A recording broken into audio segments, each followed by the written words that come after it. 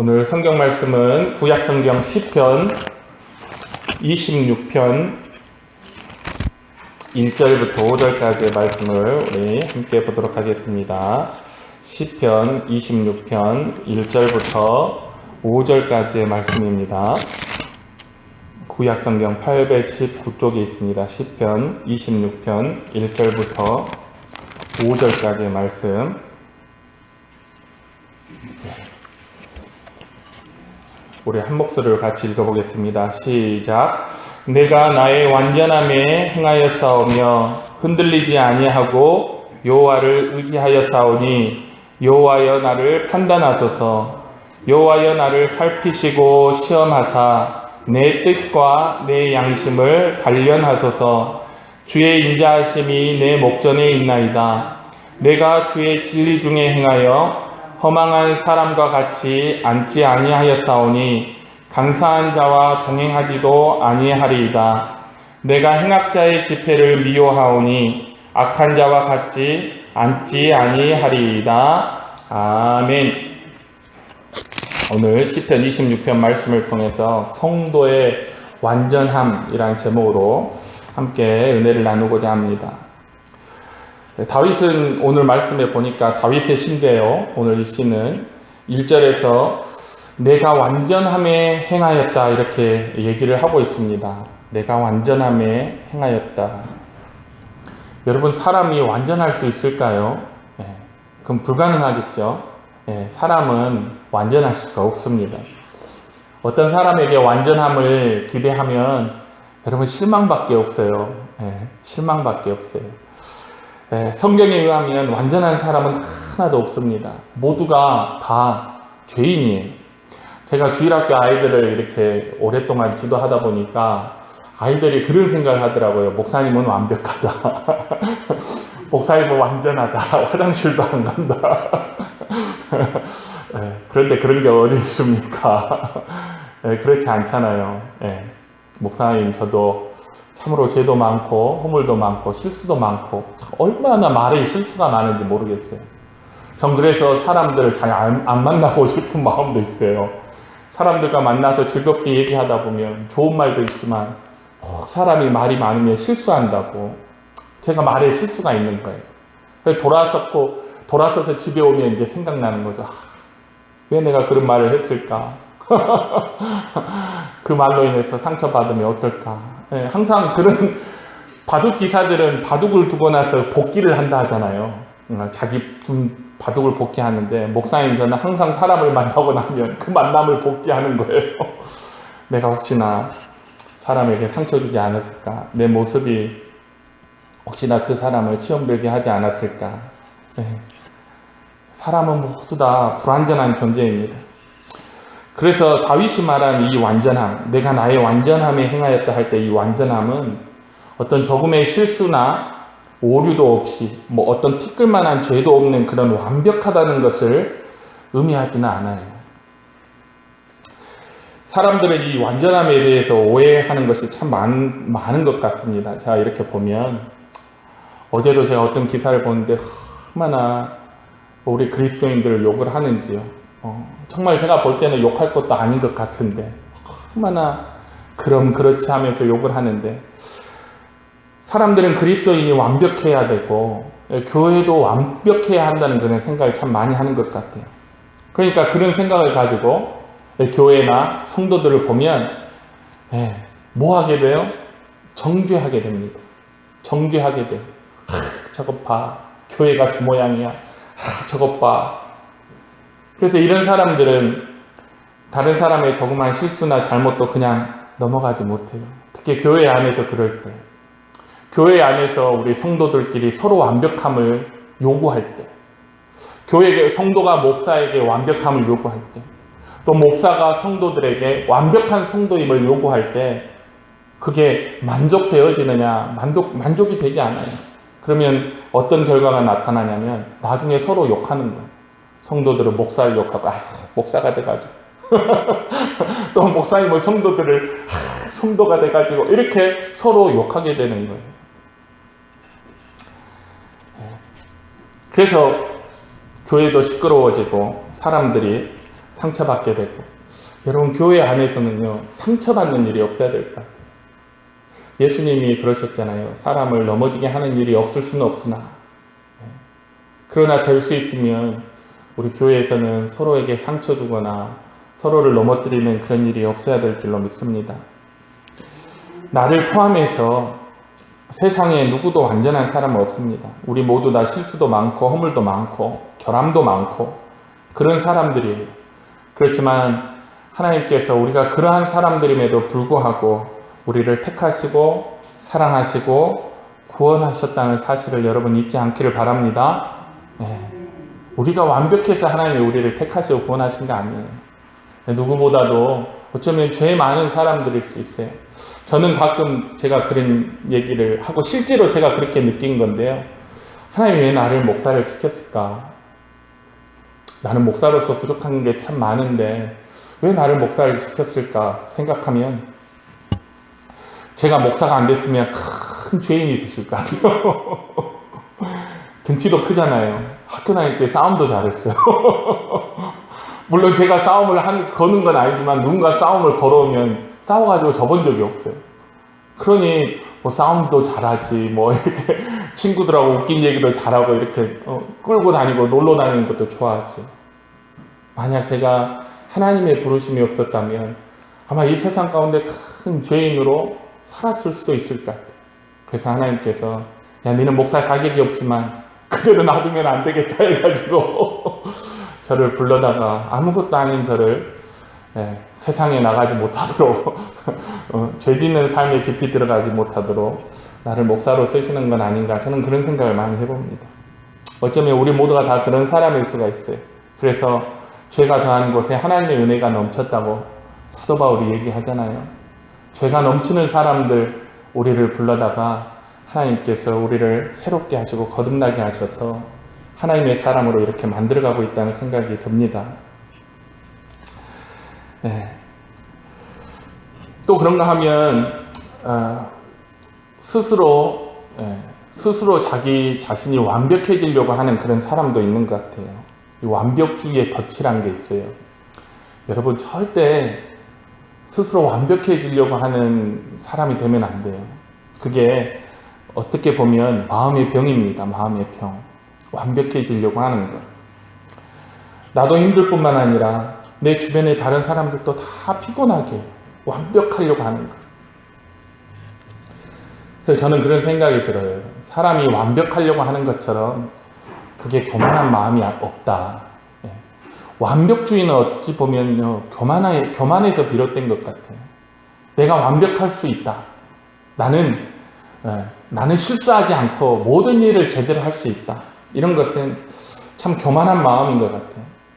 여러분, 참된 믿음이라는 게 완벽을 추구하는 게 참된 믿음이 아니라 나의 약함과 허물을 인정하고 내가 그렇게 허물이 많고 약하기 때문에 하나님 앞에 엎드려서 하나님의 은혜를 구하는 것.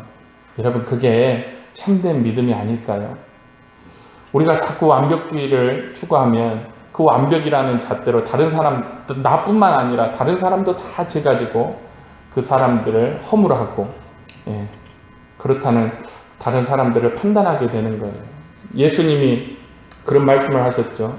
어찌하여 너는 형제의 눈 속에 있는 티는 보고 내 눈 속에 있는 들보는 보지 못하느냐. 완벽주의에 덫에 빠진 사람들이 꼭 그런 것 같다는 생각이 듭니다. 제가 비대면 교육을 요즘 해요. 군부대에 예배를 드리려고 준비를 했다가 이제 그 일이 이제 무산되기는 했지만, 그래도 어떻게 하면 군부대 우리 장병들을 잘 섬길 수 있을까 해서 우리 전 교단이 연합해서 군성교 연합회가 있어요. 우리 기독교 전 교단 연합회가 거기에 교육을 신청해 놓은 게 있어요.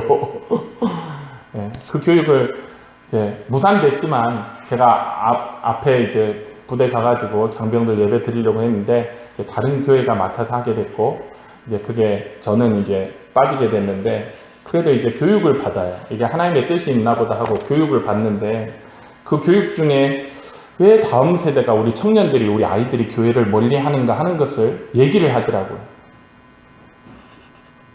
왜냐하면 교회가 오랫동안 이 완벽이라고 하는, 이 완전함이라고 하는 잣대로 세상을 정죄했어요.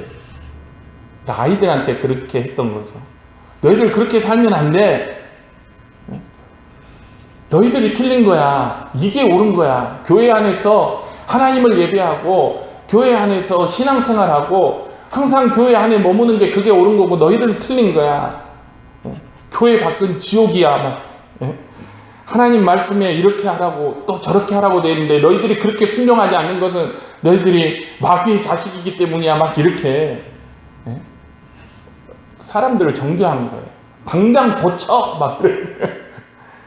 그러니까 우리 청년들이나 우리 아이들이나 우리 청소년들이 한마디로 교회 안에서 숨을 쉴 수 없는 거예요.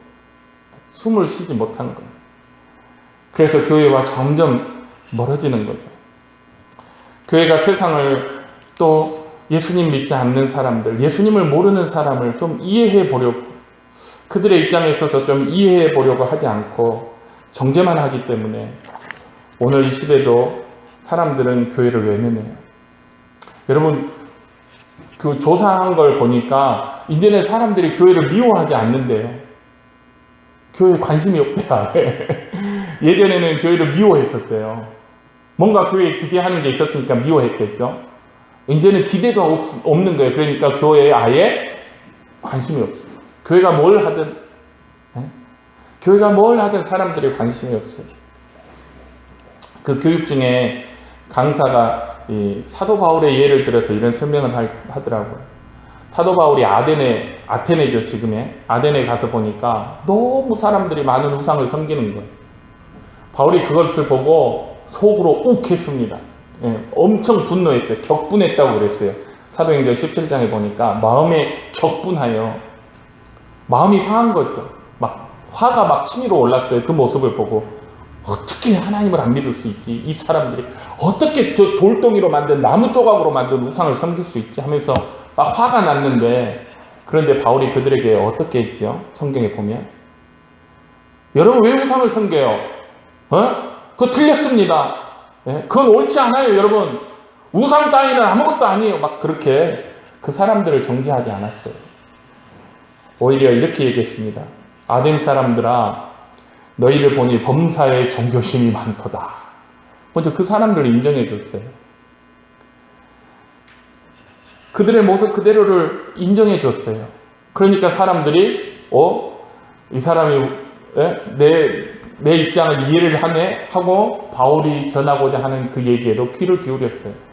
만약 바울이 처음부터 그 사람들한테 막 욕하고 틀렸어 너희들 잘못된 거야 하고 정죄했더라면 여러분 그 사람들은 바울이 전하는 복음에 전혀 관심을 갖지 않게 됐을 거예요. 여러분 완벽주의자의 눈에는요 모든 게 틀려 보여요. 아무리 좋은 사람도 그 사람이 죄인으로 보여요. 왜 그걸 하냐면 제가 그런 완벽주의에 빠질 때가 있었거든요. 신학교 다닐 때 배우는 과정이 있다 보니까 그런 거에 빠진 거예요. 레포트를 써도 완벽하게 써야 되고 뭘 해도 다 완벽하게 해야 되는 거예요. 그리고 그런 마음을 갖고 있다 보니까 아무리 훌륭하다는 사람들도 다 허물이 있게 보이는 거예요. 당시에 우리 한국 CCC 한국 대표 얼른 생각이 안 나는데 무슨 목사님이 CCC 그러니까 최고 강사들하고 저희 학교를 방문한 적이 있어요. 그래서 그 강사 중에 한 자매가 여기 김동환 목사님, 여기 우리 CCC 한국 대표 김동환 목사님입니다 라고 이렇게 소개했는데 제가 그때 완벽주의에 빠져 있잖아요. 근데 어떻게 했을까요? 제가 그 우리나라에서 최고로 큰 기독교 학생의 단체를 이끄는 그 목사님한테 제가 뭐라 했냐, 아이고 그러세요, 유명하신 분이네요. 저도 우리 학교에서 상당히 유명한데 반갑습니다, 옆에 전도사입니다 하고 그렇게 버릇이 없었어요. 네. 네. 여러분 그런 그런 완벽주의에 빠지면요 아무리 훌륭한 사람도 죄 많은 사람으로 보이고 그런 마음을 갖게 되면 어떤 사람으로부터도 배울 수가 없는 그런 사람이 되는 것입니다. 여러분 스스로 절대 완벽주의에 빠지지 말고요. 다른 사람들도 그런 완벽의 잣대로 판단하지 않기를 주님의 이름으로 축원합니다. 우리 모두 다 실수도 많고 허물도 많고 죄도 많은 사람들이에요. 하나님 은혜로 구원받았지 우리가 우리 힘으로 구원받았습니까? 지금 사는 것도 마찬가지예요. 지금 사는 것도 우리는 하나님 은혜로 살아요. 아멘입니까? 무슨 말씀입니까 목사님? 제가 열심히 노력해서 수고해서 돈 벌어 사는 거죠. 아니라니까요. 제 친구 목사가 제 친구들 가운데 이제 한 친구가 우리 어렸을 때부터 교회 친구들인데 직장 생활을 했어요. 그래서 빨리 조금 승진을 해서 서울에 아파트를 샀어요. 그래서 친구 목사랑 이렇게 통화를 하는데 친구 목사가 야, 걔 참 잘 됐다고 막 이런저런 막 자랑을 하더라고요. 그래서 제가 그때 당시 우리 안산에 있었던 교회에서 그런 모습들을 많이 봤거든요. 여러분, 사람이 갖고 있는 모든 것을 하나님이 한번 훅 하고 불면 다 날아가 버려요.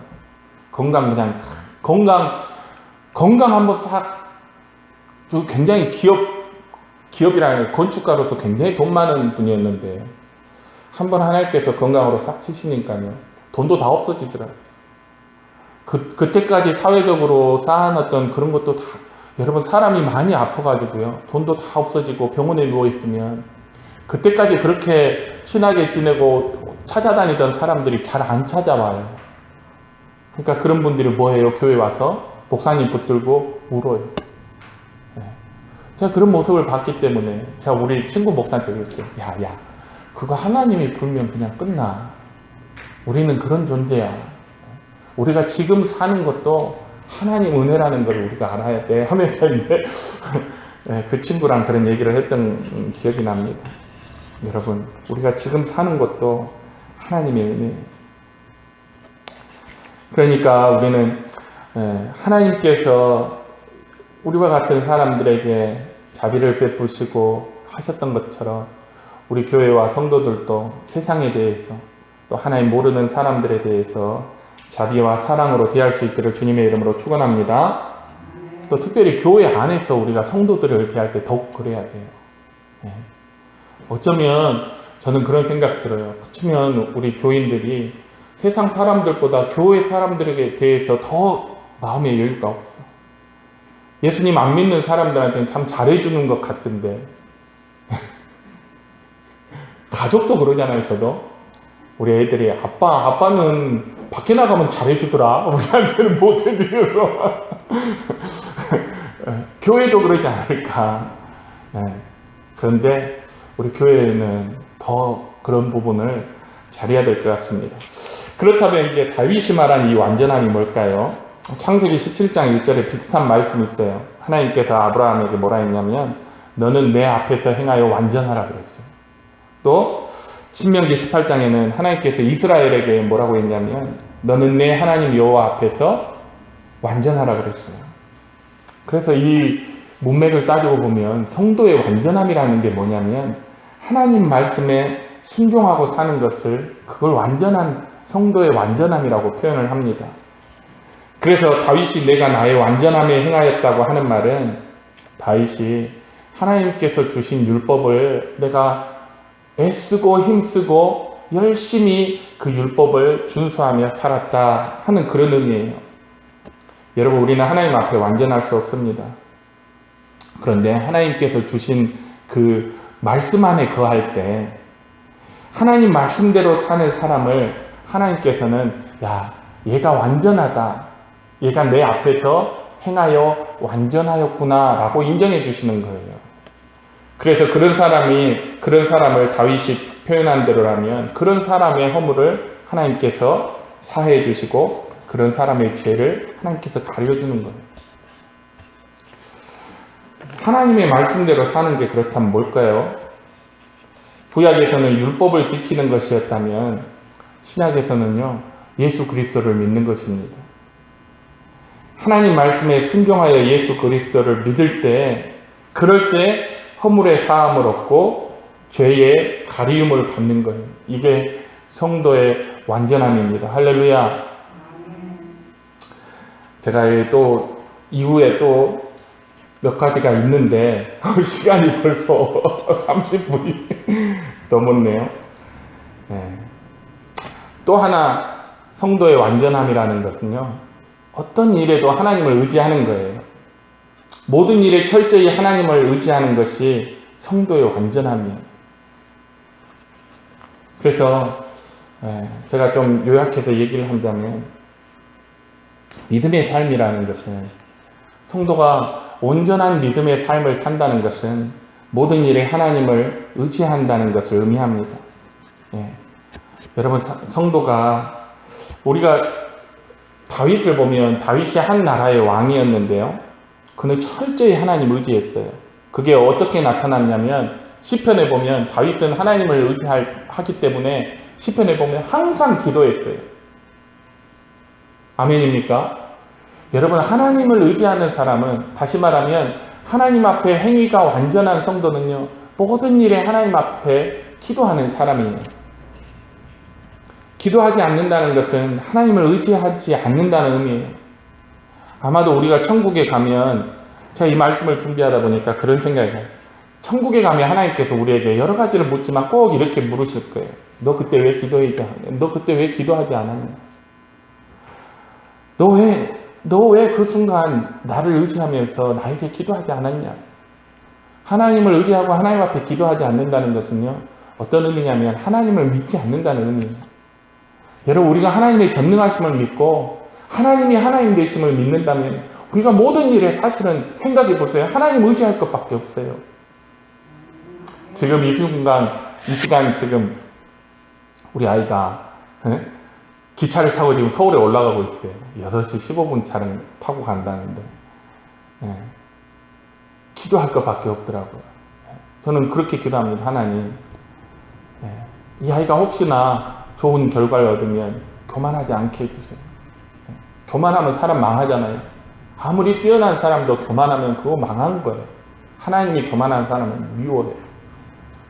그래서 또 하나 기도하는 거, 하나님, 이 아이가 아무리 노력해도 안 됐을 때는 낙심하지 않게 해주세요.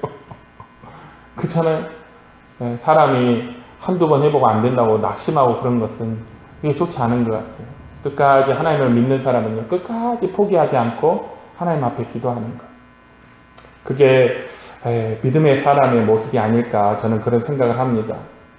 그런 사람을 하나님이 보실 때, 이 사람이 내 앞에 행하여 완전했구나, 이렇게 하나님이 인정해 주시는 것입니다. 여러분, 어디까지 기도하십니까? 여러분의 기도를 삶의 전체로 여러분 확장해 나갈 수 있기를 바랍니다. 조지 뮬러라는 사람은 100만 번 기도를 응답받았대요. 100만 번. 많이 받았죠? 100만 번을 응답을 받았다고 자서전을 썼어요. 근데 그의 그 자서전을 보면요, 진짜 별의별 것까지 다 기도를 하는 거예요. 정말 아무것도 아닌 것까지, 시시콜콜 내일 먹을 거 간식까지 하나님 앞에 달라고 기도하는 것 보면 정말 이런 것도 기도해야 할 만큼 그 사람은 정말 작은 것까지 하나님 앞에 기도하는 거예요.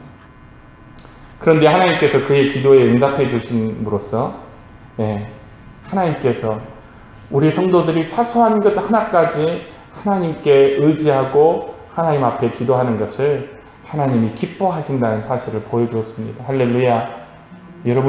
여러분은 얼마큼 어디까지 여러분 기도하세요? 여러분, 기도의 지경을 넓히시기 바랍니다. 내 가족, 내 일, 내 직장, 내 건강, 그 작은 테두리에서 여러분 더 확장시키세요. 교회로 더 확장시키세요. 우리 이 사동으로, 그것보다 더 확장시키세요. 이 울릉도로, 대한민국으로, 그 다음에 세계로. 하나님은 세계를 상대로 하나님이 일하시는 분이에요.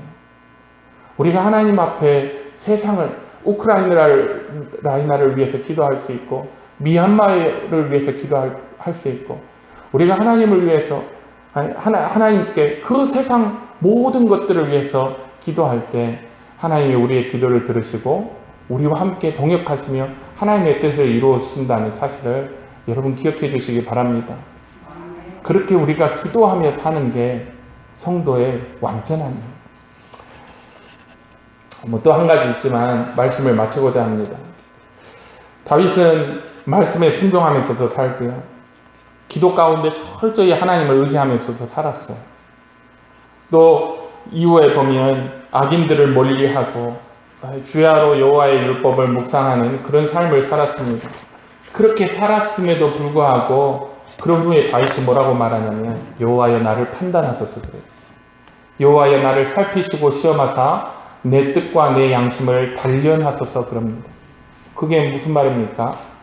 내가 이렇게 살았으니 하나님 나 구원받는 거 당연하지요. 이런 게 아니에요. 하나님 내가 평생을 교회 다녔고 평생을 목회했고 평생을 전도했고 수많은 사람들을 하나님 앞으로 인도했으니까 하나님 나 구원받는 거 당연하지요. 이런 게 아니에요. 그럼에도 불구하고 하나님 나에게 무수한 허물과 잘못과 죄악이 있으니 하나님 아버지 나에게 그것을 깨닫게 해주시고 회개하게 해주시고 나를 용서하여 주시고 하나님의 긍휼과 은혜로 나를 구원하여 주세요. 겸손하죠? 겸손하죠? 여러분 우리 그리스도인 가운데요 요만한 거 하나 해놓고 마음이 하늘 위를 날아가는 사람들이 얼마나 많은 줄 아세요? 조그만 거 하나 해놓고 그것으로 하나님을 기쁘시게 하고 하나님이 나를 기뻐하실 거야. 하나님이 나를 즐거워하실 거야. 내가 참 대단한 일을 했거든. 이렇게 마음이 혼자서 하늘을 나는 사람이 참으로 많아요. 기독교인 가운데.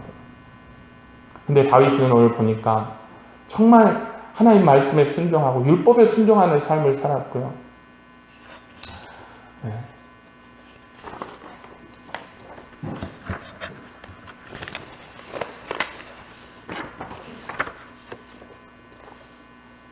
또 모든 일을 기도 가운데 하나님을 의지하여 살았고 정말 다윗은 보면 악한 사람들을 멀리했어요. 혹시나 그 사람들을 가까이 하면 죄를 짓지 않을까 해서 오늘 시편의 내용에 보면 악한 사람 멀리한 내용을 쫙 열거해놨어요.